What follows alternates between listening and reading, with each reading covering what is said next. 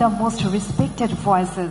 প্রতিদ্বন্দ্বিতা ভাঙন ও পুনর্গঠন, পরিবর্তনশীল বিশ্বে ক্ষমতা ও বিশৃঙ্খলার মধ্যে পথনির্দেশ, এই প্রতিপাদ্য নিয়ে শুরু হয়েছে চতুর্থ আন্তর্জাতিক বে অফ বেঙ্গল কনভারসেশন। শনিবার রাজধানীর একটি হোটেলে 3 দিনের এ সম্মেলনে অংশ নিচ্ছে বিভিন্ন দেশের নীতি নির্ধারক, গবেষক ও কূটনীতিকরা। এতে অংশ নিয়ে বক্তারা বলেন, ভবিষ্যৎ বাংলাদেশ হতে হবে জ্ঞান ও অর্থনীতি নির্ভর। নতুন রাজনৈতিক কাঠামো গঠনে সবাইকে এগিয়ে আসার আহ্বানও জানান তারা। When the country is now looking for a new political settlement, how do you really break that anti-reform coalition which was there, which was against any form of competition, whether in politics or in economics? It is the major way you do that is through reforms. Bangladesh's future will have to be in the knowledge economy, and unless we really put our attention in that, we will be slaves of the future. Bangladesh now needs to reposition itself today is a world in which power has relocated itself.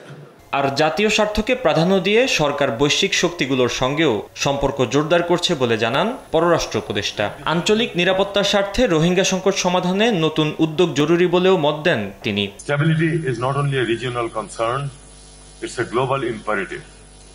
We must build efficacious multilateral and regional institutions that deliver, not just talk, and an agenda that translates into action. প্রধান বিচারপতি বলেন, বিচার বিভাগ ব্যর্থ হলে রাষ্ট্র ও গণতন্ত্র ব্যর্থ হয়, সংবিধান নির্বাক হয়ে পড়ে। জুলাই বিপ্লব প্রসঙ্গেও কথা বলেন তিনি। Our own civic awakening of July 2024 stands out as a moment of rare clarity.